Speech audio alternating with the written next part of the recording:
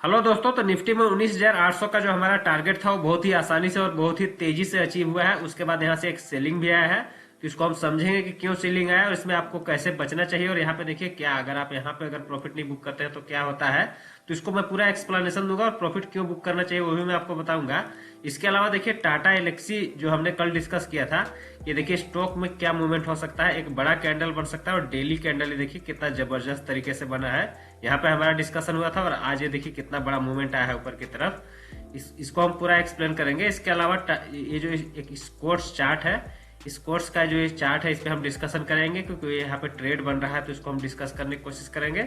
रिलायंस कल हमने डिस्कस किया था, देखिए रिलायंस में भी ऊपर की तरफ मूवमेंट आया फिर नीचे आ गया है।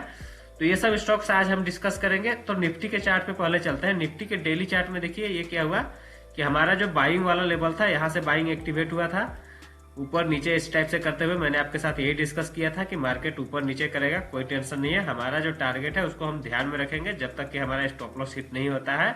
और स्टॉप लॉस कहीं भी हमारा हिट नहीं हुआ और एग्जिट कहीं भी नहीं आया। तो हमारा जो निफ्टी में एंट्री पॉइंट ये सब लेवल पे था, यहाँ पे मैंने जो ये दो ग्रीन कैंडल बना था तभी मैंने आपके साथ एंट्री डिस्कस किया था, इससे पहले भी डिस्कस किया था।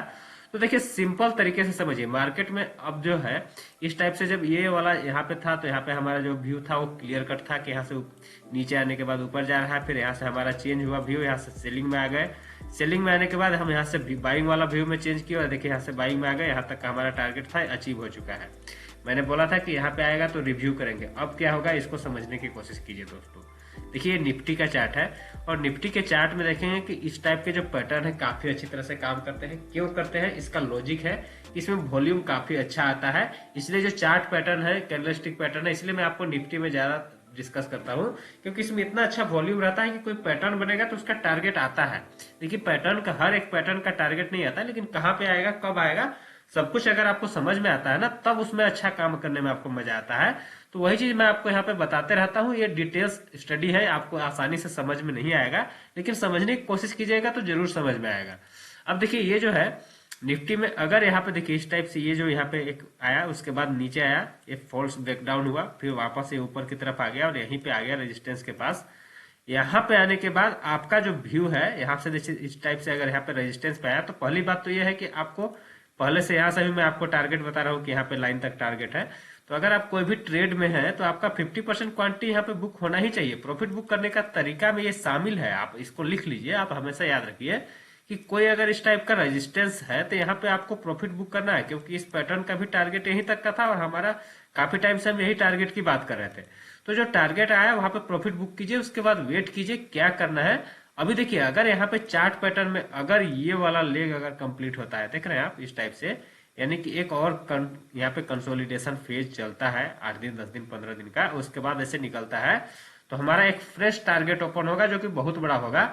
यानी कि ये जो देखिए पूरा आप इस लेवल को समझने की कोशिश कीजिए कि अगर आपका फ्रेश टारगेट ओपन होता है इस हाई के ऊपर, यहाँ पे 19,800 के ऊपर, तो ये होगा इस लो से यहाँ तक का। तो ये जो है 1,000 पॉइंट का है, तो 1,000 पॉइंट और हमारा ऊपर की तरफ का मूवमेंट के लिए मार्केट रेडी हो जाएगा अगर यहाँ पे कोई अच्छा पैटर्न बना के निकलता है। तो अगर निफ्टी अगर यहाँ से क्या करता है कि यहाँ से ये टाइम पास ना करके डायरेक्ट ऊपर की तरफ निकलता है यहाँ से, तो यहाँ से ब्रेकआउट के बाद ये वाला जो जोन है रेजिस्टेंस की तरह यहाँ पे अच्छी तरह से काम करने लगेगा, तो मार्केट यहाँ से जरूर एक बार यहाँ पुल बैक वगैरह दे देगा। तो यहाँ पे हमें एक अच्छा मोमेंटम नहीं बनेगा, हमें मोमेंटम के लिए थोड़ा सा यहाँ पे कंसोलिडेशन फेज चाहिए ताकि एवरेजेस वगैरह का भी सपोर्ट मिल जाए, तब इसका जो यहाँ पे मूवमेंट होगा एक अच्छा मूवमेंट होगा। लेकिन अब समझिए अब यहाँ पे करना क्या है। यहाँ पे देखिए रेजिस्टेंस से एक बार प्रॉफिट बुकिंग आना स्टार्ट हो चुका है और देखिए हमारा जो ट्रेड है क्या होता है कि हम लगातार आवरली चार्ट के बेसिस पे ट्रेड करते हैं। मैंने आपको बताया है कि आवरली चार्ट में हमारा क्या था, यहाँ पे देखिए यहाँ से हमारा बाइंग वाला वापस से व्यू, यहाँ से तो बाइंग था ही, फिर यहाँ पे कंसोलिडेशन, उसके बाद फिर से यहाँ से वापस बाइंग, यहाँ तक का फास्ट मूवमेंट आ चुका है। यहाँ पे देखिए आने के बाद इस टाइप से जब कैंडल बनने लगता है यहीं पे हमारा मैक्सिमम प्रॉफिट बुक हो जाता है। आप भी सीख लीजिए, रेजिस्टेंस है यहाँ पे एक रेड कैंडल बन रहा है, एक बार के लिए प्रॉफिट बुक करेंगे, उसके बाद देखिए नीचे आएगा सपोर्ट पे मिलेगा, सपोर्ट पे मिल गया, फिर से यहाँ पे कुछ क्वांटिटी ऐड कर लिए, यहाँ पे भी सपोर्ट पे मिलेगा। अब यहाँ पे क्या करना है कि देखिए इस टाइप का मूवमेंट आ गया और यहाँ पे हमें एक एक्सपेक्टेशन है कि यहाँ पे एक लेग बचा हुआ है, क्या, inverse head and shoulder pattern का।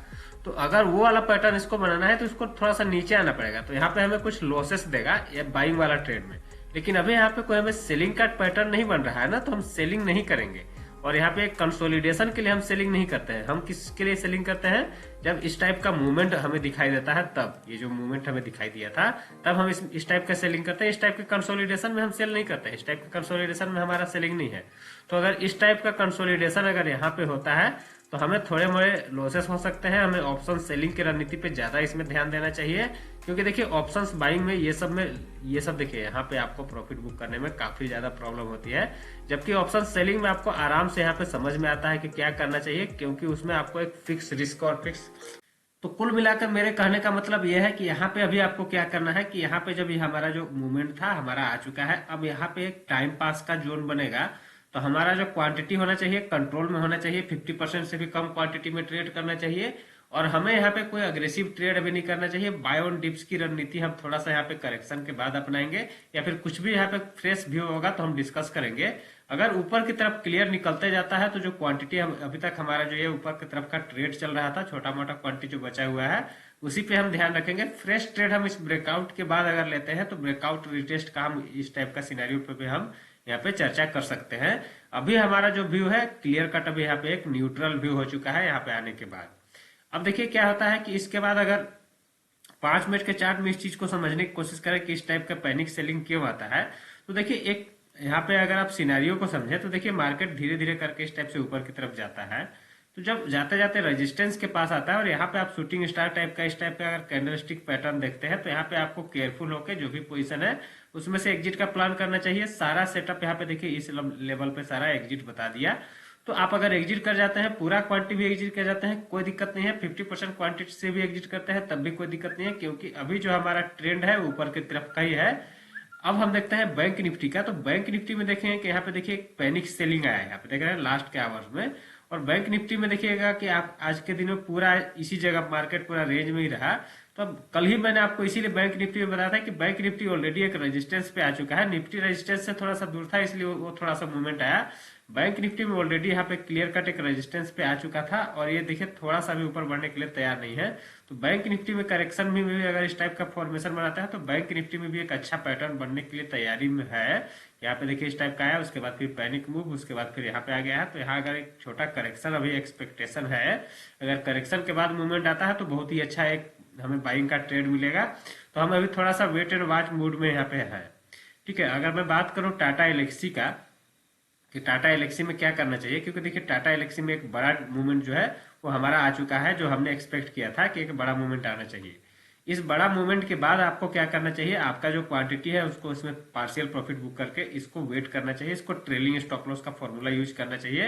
ये जो ट्रेलिंग स्टॉप लॉस का फॉर्मूला क्या होता है, हमारा बहुत सारा होता है। प्रॉफिट बुक करने के लिए इंपॉर्टेंट रेजिस्टेंस पे प्रॉफिट बुक, इसके अलावा इंपॉर्टेंट रेजिस्टेंस के बाद आपका ये जो है 9 EMA 20 EMA, फिर ट्रेंड रिवर्सल का जो भी सिग्नल आएगा वहां पे। तो कोई भी सेटअप यहाँ पे प्रॉफिट बुकिंग करने का आता है तब इसमें वेट करना है, नहीं तो अभी ये जो है कुछ नहीं करना है। अभी हमारा इसमें जो है टारगेट अभी भी ऊपर की तरफ और आ सकता है, लेकिन पार्शियल प्रॉफिट बुक करके जरूर इसको होल्ड किया जा सकता है। अगर मैं बात करूं स्कोर्स की, तो स्कोर्स को देखिए यहाँ पे देखिए फ्रेश यहाँ पे चार्ट सेटअप उसी टाइप का दिखाई दे रहा है। थोड़ा सा इसका डेली वीकली चार्ट को समझिए। देखिए डेली चार्ट में क्या हुआ, इस कोर्स में एक जबरदस्त मूवमेंट आया ऊपर की तरफ। जब इस टाइप का एक मूवमेंट आया, आप यहाँ पे समझिए इसको, इस टाइप से मूवमेंट आया। मूवमेंट आने के बाद यहाँ पे देखिए एक हेड एंड शोल्डर टाइप का फॉर्मेशन बनाने का कोशिश हुआ, नीचे गिरने का कोशिश हुआ, लेकिन ये गिर नहीं रहा है। ये देख रहे हैं कि ये लेवल बहुत ही इंपॉर्टेंट लेवल है और यहाँ पे देखिए मार्केट बार बार टाइम पास कर रहा है और टाइम पास करके यहाँ से कई बार इधर बाउंस दे चुका है। लेकिन अब यहाँ पे क्या है कि यहाँ पे देखिए कि यहाँ पे ये जो है एक ब्रेकडाउन एरिया है और ब्रेकडाउन एरिया पे आप देख रहे हैं कि एक inverse head and shoulder pattern बना डेली चार्ट में। तो यहाँ पे एक बाइंग का सेटअप बन रहा है। इस बाइंग के सेटअप से अगर मैं टारगेट निकालने की कोशिश करूं तो ये आपका ज्यादा तो नहीं 150-200 पॉइंट का टारगेट आ रहा है। लेकिन ये जो एक मूवमेंट है ये ऊपर की तरफ के ट्रेंड को भी रिज्यूम कर सकता है, क्योंकि आप देखिए ये जो है इसको करेक्शन जो इतना कंसोलिडेशन करना था ये कर चुका है। तो एक नया ट्रेंड यहाँ से स्टार्ट होने के चांसेस हैं। तो अगर ये नया ट्रेंड ऊपर की तरफ जाता है तो इसको हम ट्रेड करने की कोशिश करेंगे। स्टॉप लॉस इसमें देखिए, क्योंकि हम यहाँ पे देखिए इस टाइप से ट्रेड कर रहे हैं तो जो छोटा स्टॉप लॉस लेके चलना चाहते हैं यही स्टॉप लॉस रहेगा। हमारा स्टॉप लॉस क्लियर कट यहाँ पे थोड़ा सा बड़ा होता है तो हम बड़े स्टॉप लॉस के साथ ट्रेड करने की कोशिश करते हैं, क्योंकि मार्केट ऊपर नीचे करके हमारा टारगेट को देता ही है। अब देखिए इसका आवरली चार्ट को समझिए कि आवरली चार्ट में किस टाइप का सेटअप है इसका। काफी अच्छा सेटअप है। और इस सेटअप को अगर आप समझ जाते हैं ना, मैंने आपके साथ कई बार डिस्कस किया ये सेटअप, कि ये सेटअप बहुत ही अच्छी तरह से काम करता है। एक डाउन ट्रेंड के बाद यहाँ पे देखिए inverse head and shoulder pattern, यहाँ पे निकालने का पूरा अटेम्प्ट कर रहा है, निकाल नहीं पा रहा है। जैसे ही निकलेगा तो बड़े बड़े कैंडल के साथ ऊपर की तरफ मूवमेंट आएगा।